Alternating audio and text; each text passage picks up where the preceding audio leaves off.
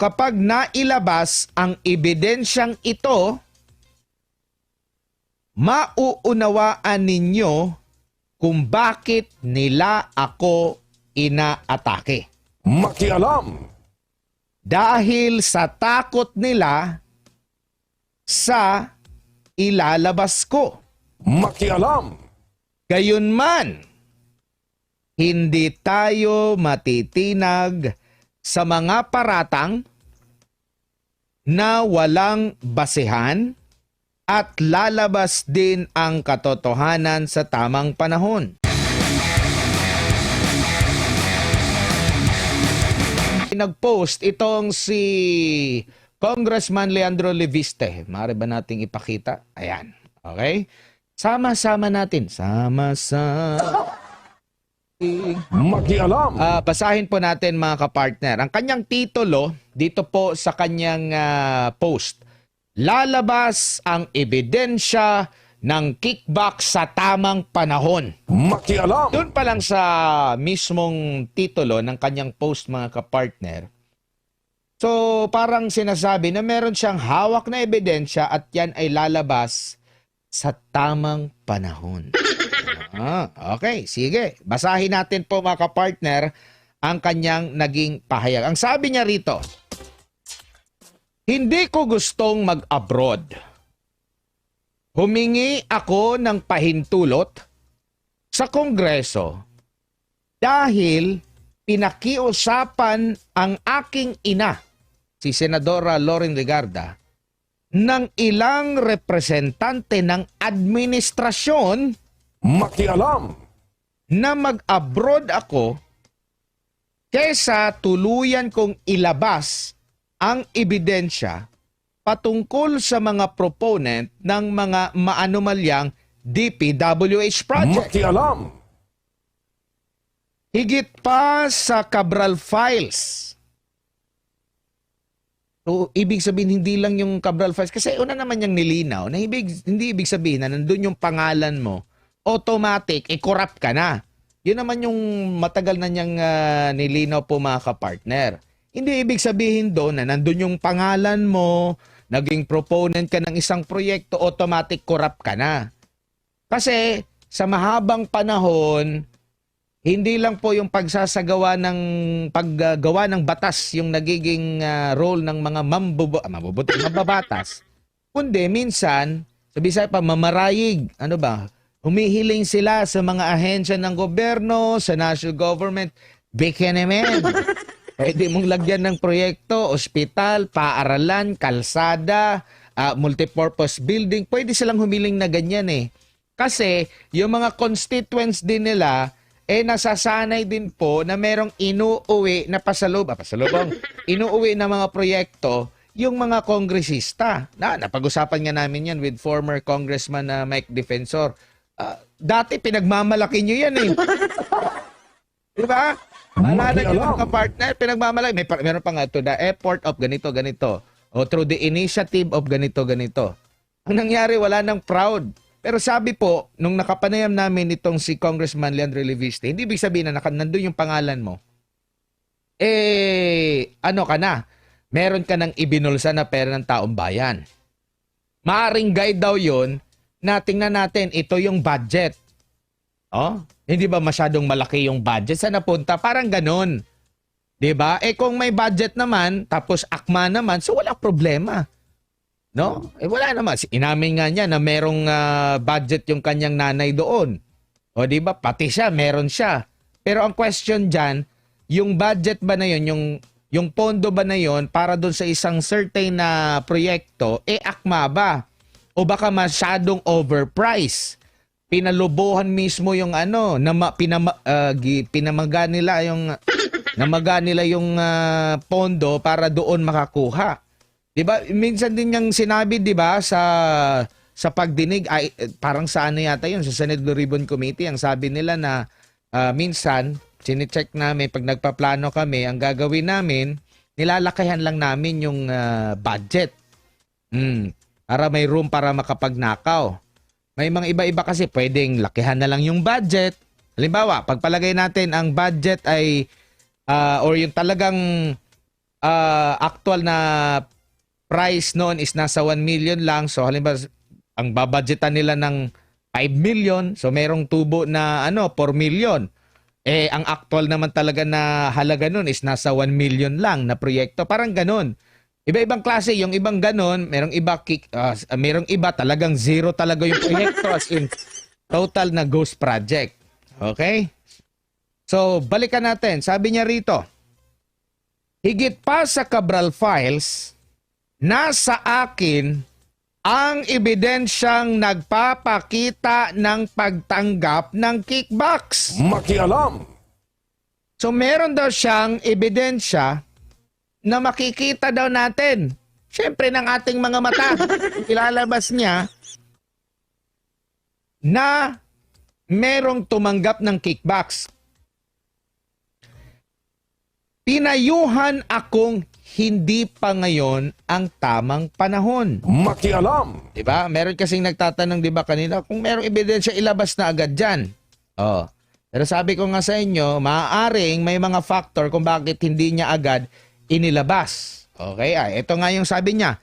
Pinayuhan akong hindi pa ngayon ang tamang panahon para ilabas ito. Gayon pa man, nakapaghanda na ako ng videos para kahit anuman ang mangyari sa akin, lalabas ang katotohanan. Makialam.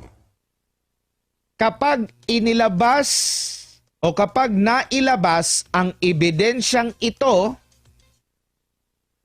mauunawaan ninyo kung bakit nila ako inaatake. Makialam.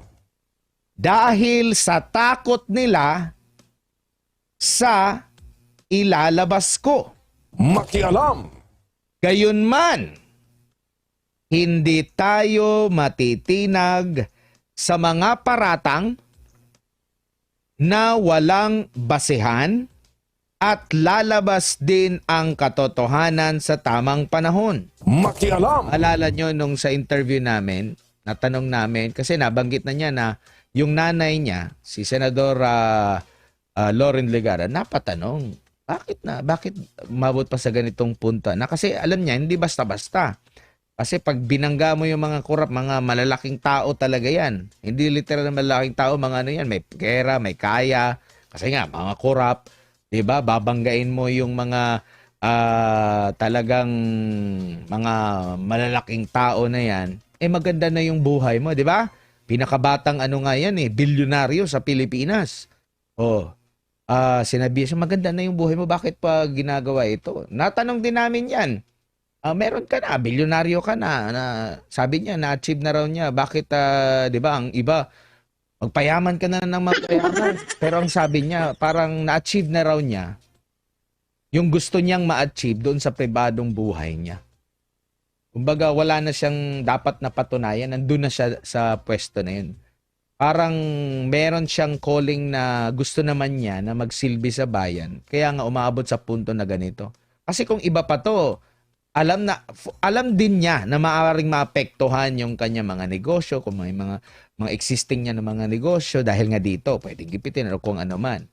Pero yun nga, meron siyang parang gustong i-fulfill. Na-fulfill na niya yung sa side ng kanya, sa pribado niya, na yumaman, makuha yung maabot yung kanyang pangarap. Na ngayon meron din siyang pangarap, lalo na para sa taong bayan, sa public service. Sabi dito, at kapag dumating, kasi sabi niya, lalabas din ang katotohanan sa tamang panahon. At kapag dumating ang panahong yon, sana mauunawaan ninyo kung bakit ako pinayuhan na hindi pa ngayon ang tamang oras upang ilabas ito. Makialam. So, tabayan doon sa mga nagtatanong, ilabas na yan! May timing kasi yan mga kapartner, hindi po ba? Para sa kay ito yung galing, binabasa lang naman natin yung statement po ni Congressman Leviste. Ano pang sabi niya? Umaasa rin ako na magbabahagi ng katotohanan sina dating Undersecretary Bernardo, Secretary Bunoan at iba pang kasalukuyang at dating cabinet secretaries at undersecretaries. Maasa rin siya na magbibigay ng katotohanan. So, hindi pa totoo yung mga sinasabi nila. Sabi pa ni Congressman Leviste, ang tamang panahon ay darating Makialam. kapag ang may alam tungkol sa mga maanomalyang DPWH projects at kung sino ang nakatanggap ng kickbacks ay handa nang magsalita. Makialam. At mangyayari lang ito kung ramdam nila na susuportahan at poprotektahan sila ng taong bayan kapag ibahagi na nila ang katotohanan. Ibig sabihin, Makialam. mga kapartner, mas lalo daw mapupursue na may magsasalita kapag naramdaman nila na may handang magprotekta sa kanila. Kasi nga po, ulitin ko, hindi rin po basta-basta yan. No, pag meron kang alam at maraming mga nai-involve dyan ng mga makapangyarihang tao, talagang gagawa ng parang yung makapangyarihang tao na hindi mabubulgar yan. Makialam. Diba? At kung sabi niya, baka mangyari ito kapag ramdam nila na talagang grabe yung suporta ng taong bayan at handa na protection kung sino man yung magsasalita. Kasi ang nangyayari ngayon, hindi na yung messenger yung yung binabanatan hindi yung mensahe. Ano bang talaga yung mensaheng daladala? Ano ba yung mga pasabog na daladala? Himayin nga natin, baka totoo to? Hindi po ba? Pero ang nangyayari, hindi credible yung mismo doon sa mga mensahero agad. Ano pang sabi dito?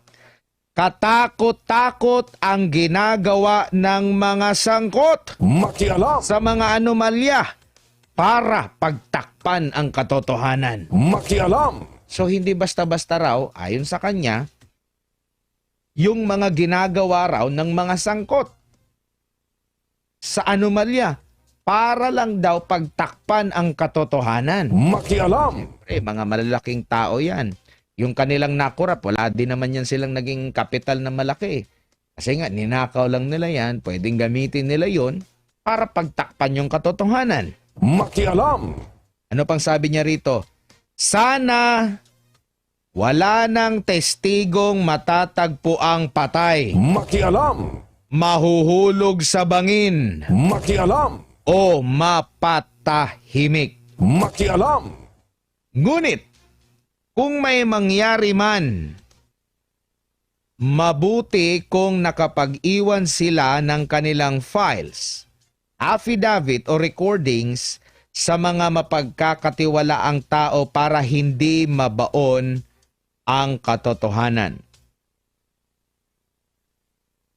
Sabi dito, mayroon siyang dito mga paiwan na mga salita sa pinakababa ng kanyang post. Sabi dito, nakiusap ang mga representante na wag silang pangalanan. Kaya, Yuse Claire, wag mong sabihing hindi ito totoo para hindi ko papangalanan ang mga kasamahan mo. Naku, Makialam. Yuse Claire, baka naman, baka mabanggit mo.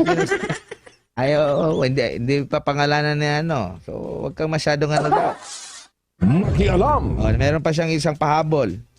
Noong sinabi kong kung papatayin niyo ako, lalabas ang katotohanan, hindi ko ibig sabihin doon lamang ito lalabas.